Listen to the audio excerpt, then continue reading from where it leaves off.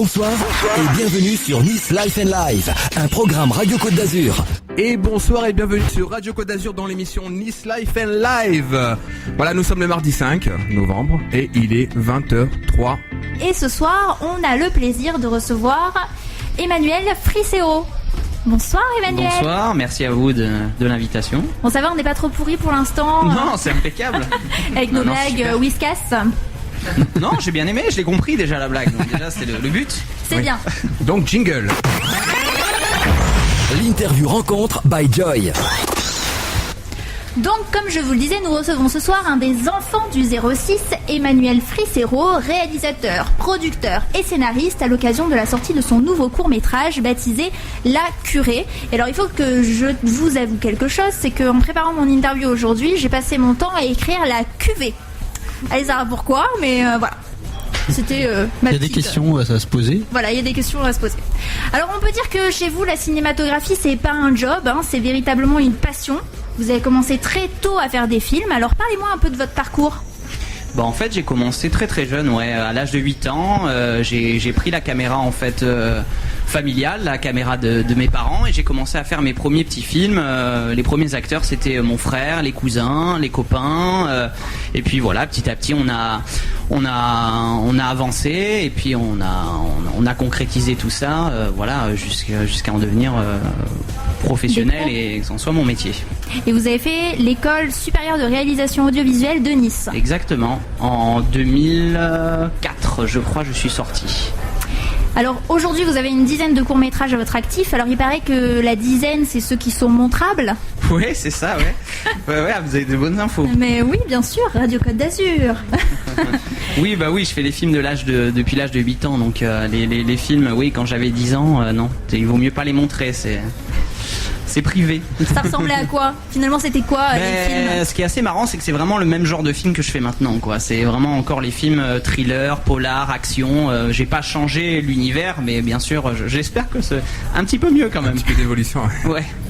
Alors justement, parmi tous ces films, alors on note en 2004, vous vous êtes lancé dans un premier grand projet puisque vous avez écrit, produit et réalisé le film d'action Homme de main.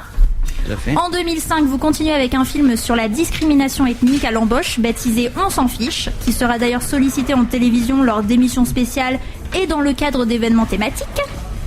Puis, en 2008, vous faites La dernière leçon du parrain, moyen métrage de 29 minutes qui réinvente l'univers de la mafia. C'est ce que vous disiez, c'est un univers que vous aimez bien, on va s'en rendre compte. Donc alors c'est un film qui rencontre un énorme succès, hein, qui va même se voir décerner en 2009, alors accrochez-vous, alors, le Platinum Remy Award, premier prix de la catégorie Suspense Thriller, au 42e Festival international du film de Houston, au Texas. L'Award of Excellence, meilleur prix dans la catégorie court-métrage. C'est bien, j'ai l'impression d'être à la remise des prix, tu sais. Alors le meilleur... Alors pour eux, voilà, les nominés sont... Alors on continue, je fais fini. Au 7e festival du film Accolade à San Diego en Californie, ainsi que la Palme d'Or du meilleur film étranger au Nevada Film Festival à Las Vegas. Donc la dernière leçon du parrain aura même été présentée en compétition officielle à Beverly Hills et Pasadena en Californie entre autres. Alors le 25 octobre dernier, vous avez sorti votre nouveau court-métrage, donc La Curée, et non La Cuvée. Mais alors quand on a eu autant de succès autour d'un film, comment on appréhende la réalisation du suivant? On repart à zéro. Tout le temps, dès qu'on fait un nouveau projet, un nouveau film, j'ai l'impression que je sais pas faire, quoi. Je repars à zéro, j'ai toujours la même peur, toujours la même inquiétude que ce que je viens de faire, ce qu'on vient de réaliser, ça va plaire aux gens. Donc je veux dire, ça on pense pas du tout à ça, quoi. À chaque fois, c'est une remise en question totale, on repart sur un nouveau projet et on essaie de donner le maximum. Et alors, pour résumer aux auditeurs, donc La Cuvée, La Curée. Voilà, c'est ça, c'est horrible, hein. Je vais y arriver. Faut penser à la curée. Voilà. Alors pourquoi La Curée déjà? La Curée, il faudrait voir le film, mais parce que c'est le titre du film et toute la signification du film en fait. Donc il faut pas trop le dévoiler. Ouais. On peut quand même dire que c'est l'histoire d'un homme pourchassé dans une bâtisse abandonnée. Voilà. Par des gens cagoulés et armés, mais on ne sait pas qui c'est et on ne sait pas ce qu'ils veulent. Voilà. On sait juste que l'acteur principal va devoir se défendre et même sacrément se défendre pour réussir à sauver sa peau. Donc en fait, finalement, c'est un peu une chasse à l'homme en milieu clos. Voilà, c'est ça, c'est exactement ça en fait. En gros, bon, on va dévoiler un peu le film, mais c'est une chasse à l'homme. C'est de riches bourgeois qui se payent le délire, voilà, de s'offrir une chasse à l'homme. Voilà, ils ont beaucoup d'argent, ils ont beaucoup de pouvoir et ils vont jusqu'au bout de leur truc. Et voilà, et ça en devient quelque chose d'assez glauque, mais le film est assez bon, c'est une métaphore, hein, c'est une métaphore de la société. Voilà, on voulait juste montrer que les gens qui avaient souvent beaucoup de pouvoir et beaucoup d'argent se permettaient des délires, des hobbies un petit peu bizarres, quoi. Voilà, donc en gros c'était ça le but de ce film et le message. Vous dénoncez en fait. Bon, dénonce, c'est un bien grand mot, hein. Je veux dire, ça reste une fiction et c'est un point de vue. Voilà, je veux dire, après, moi, j'y amène toujours mon cinéma, qui est le cinéma thriller, l'action. Donc c'est sûr que on va avoir des images fortes, on va avoir des images marquantes, on va avoir de la violence, oui, mais qui est pas gratuite, quoi. L'action fait développer l'histoire, en fait. Voilà. Combien de minutes dure le film en tout ? Alors le film fait 8 minutes. D'accord. Et c'est 1 an de travail. D'accord. Voilà, c'est 4 jours de tournage, c'est 7-8 mois de post-production et 3 mois de préparation avant pour tout préparer, parce qu'il y a beaucoup de choses à préparer, les recherches de décors, les accessoires, le casting et bien sûr, comme il y a beaucoup d'actions, toutes les scènes d'action, toutes les préparations qui sont bien sûr faites bien avant le tournage. Il a été tourné sur Nice, celui-là, c'est ça ? Alors il est tourné dans l'arrière-pays niçois, entre Drape et l'Escarène. On a tourné dans une vieille maison. Voilà, j'avais besoin d'un lieu à l'abri de tout regard. Voilà, après on a trouvé une maison qui collait bien à l'ambiance du film, à l'idée que j'en avais. Et puis grâce aux effets spéciaux, j'ai réussi à isoler la maison, alors qu'autour il y a une route en fait qui passe. Hein, la maison est un petit peu en bord de route. Voilà, avec les effets spéciaux, on a tout effacé et puis au final, on est vraiment en plein milieu d'une forêt. Il y a une maison et c'est tout, quoi. Voilà. Et j'ai entendu qu'au niveau tournage, ça avait été un peu compliqué. Ouais, un peu, c'est un faible mot. Ouais. Ça a été assez compliqué en fait. 3 jours de pluie, de boue, de froid. Et le 3e jour, la neige. Alors celle-là, on l'avait pas vu arriver. Déjà tourner sous la pluie. Habituellement au cinéma, quand on dit on tourne sous la pluie, souvent c'est de la fausse pluie. Ou alors, voilà, je veux dire, c'est qu'on n'a pas le choix. Là, on n'avait pas le choix, tout était prêt, on devait tourner, et le jour J, malheureusement, il pleut. Et il pleuvait pas qu'un peu, il pleuvait beaucoup. Et du coup, voilà, je remercie encore toutes les équipes, tous les comédiens, tout le monde, vraiment, tout le monde a donné de sa personne, parce que c'est vraiment pas évident de rester sous la pluie intense, battante, toute la journée, avec des scènes où on avait 20 cm de boue sous les chaussures, parce qu'on avait fait les repérages 2 mois avant, il faisait beau, et le jour du tournage on se retrouve en plein milieu d'une colline, au milieu d'une montagne, et là impossible de passer par le chemin qui était prévu. Il y a des ruisseaux qui s'étaient formés.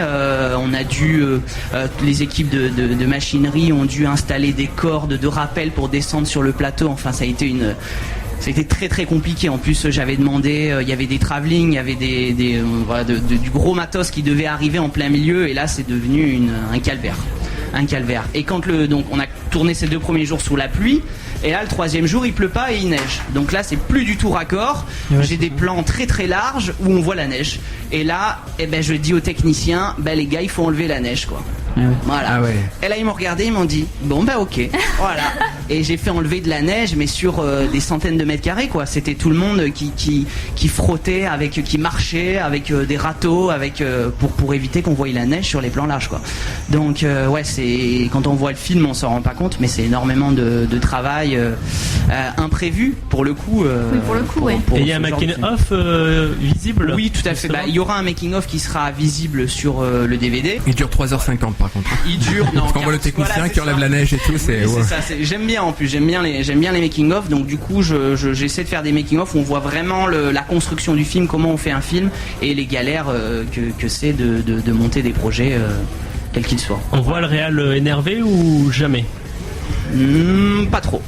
Pas trop. Non, non, là pour le coup on me voit pas énervé, mais bon voilà, je veux dire, je suis quand même, c'est une galère quoi, c'est une telle galère et je suis entouré d'une super équipe, donc voilà, je veux dire, ça sert à rien de s'énerver, ça va envenimer les choses. Au contraire, on est tous dans la même aventure, dans la même galère, et il faut au contraire être content et apprécier et le montrer, montrer qu'on est content de travailler avec tous ces gens-là. Et justement, en parlant des comédiens, en parlant de l'équipe, j'ai remarqué que pour certains, c'était les mêmes comédiens que dans d'autres films. Alors il y a j'ai repris quelques comédiens, j'aime bien, hein, voilà, je veux dire, les gens qui me suivent depuis un petit moment sur mes films précédents, voilà, j'aime bien continuer et travailler avec eux. On a quand même fait arriver de nouveaux visages sur ce film-là parce que j'avais besoin de comédiens différents ou autres. C'est pas pour ça que je retravaillerai pas avec les comédiens avec qui j'ai travaillé, mais voilà, je veux dire, faire des nouvelles rencontres, c'est aussi ça le but de faire des films et le but de notre métier, donc c'est de partager des choses et de travailler tous ensemble. Alors je rappelle que ce film est sorti donc le 25 octobre, alors finalement comment a réagi le public ? Très très bien, c'est toujours étonnant. Et c'est toujours un plaisir. Je veux dire, moi, comme je le disais tout à l'heure, à chaque fois que je fais un projet, j'espère toujours que le film va plaire. D'abord, on fait des films parce que moi j'ai besoin de faire des films, parce que j'ai besoin de faire ça, j'ai besoin de m'exprimer et que c'est comme ça que ma vie est comme ça, quoi, j'en ai besoin. Et voilà, après l'accueil du public, c'est toujours un moment stressant, quoi. À l'avant-première, il y avait 450 personnes. Voilà, il y avait beaucoup de professionnels, plein de gens, de futurs partenaires, futurs investisseurs. On espère toujours que le film va plaire. Et là, pour le coup, on a eu un accueil assez formidable des gens et c'est toujours étonnant et ça fait toujours autant plaisir, quoi. Et c'est quoi qui vous attend pour la suite maintenant ? Déjà là on va faire un petit peu vivre le film parce qu'il est sorti, ça fait à peine une semaine et demie, donc là il y a beaucoup de projections qui se mettent en place, notamment sur Nice. Ce vendredi il y a 2 projections, dont une au Pâté Masséna. D'accord. Et une à la Friche, et apparemment qu'il y a un nouvel établissement aussi, donc malheureusement les 2 projections sont en même temps, donc je pourrais pas être aux 2 endroits différents ni l'équipe. On sera dans un premier temps nous au festival Justice, en fait, sur lequel je suis le président d'honneur, qui se déroulera donc au Pâté Masséna, et le film donc La Curée sera présenté hors compétition lors de cette soirée. Et puis voilà, et puis surtout on a un projet de long métrage cinéma qui s'appelle Marché Noir, qui est vraiment le gros film. Voilà, ça fait déjà 3 ans qu'on travaille dessus, et on est en bouclage de financement sur ce projet. Et par rapport au court métrage, au-delà du temps pourri, c'est quoi la difficulté dans la réalisation d'un court métrage ? Je pense que le plus compliqué, ça reste le manque d'argent. Voilà, tout simplement. On fait avec ce qu'on a. Donc le court-métrage, c'est vraiment l'art de la débrouille. C'est se débrouiller avec ce qu'on a. Voilà. Je veux dire, la plupart des gens viennent travailler bénévolement sur ce genre de projet déjà. Et puis après, il y a un gros investissement parce qu'il y a personnel et bien sûr technique, parce que les caméras, tout le matériel, la lumière, le son, tout ça coûte beaucoup d'argent. Et puis les accessoires, les effets spéciaux, les cascades aussi, c'est quelque chose qui coûte cher. Donc c'est vraiment beaucoup de débrouille. Et puis une équipe soudée qui accroche à un projet. Voilà. Justement, par rapport aux effets spéciaux, moi, je me demandais, il y a beaucoup de cascades, de revolvers, de tirs, etc. Dans ce film-là, dans les autres d'ailleurs aussi. Oui, il aime bien ça, il aime bien. Quand on se prend une balle à blanc, au final, ça fait mal ou ça fait pas mal ? Ça peut faire mal et ça peut ne pas faire mal. En fait, la balle à blanc, c'est un peu technique, mais c'est un pistolet qui est démilitarisé, qui est fait pour le cinéma, donc il y a rien qui peut sortir, donc il y a aucune balle qui sort. On peut blesser personne, mais il y a quand même une distance de sécurité qui est de 1 mètre à peu près. Il y a quand même une flamme, il y a la douille qui sort pour faire l'effet, il y a le bruit. On a vraiment l'impression qu'un tir a été fait par une vraie arme. Et ensuite, on va avoir le comédien qui lui est équipé par le technicien des effets spéciaux, qui sous sa chemise, son t-shirt, en fait a un gilet en cuir avec une plaque de platine, et sur cette plaque de platine un petit explosif avec par-dessus une poche de sang. Et en fait, on n'a plus qu'à appuyer sur le bouton et l'explosif explose et la poche de sang, et donc on a le sang qui gicle et qui fait déchirer en fait le vêtement.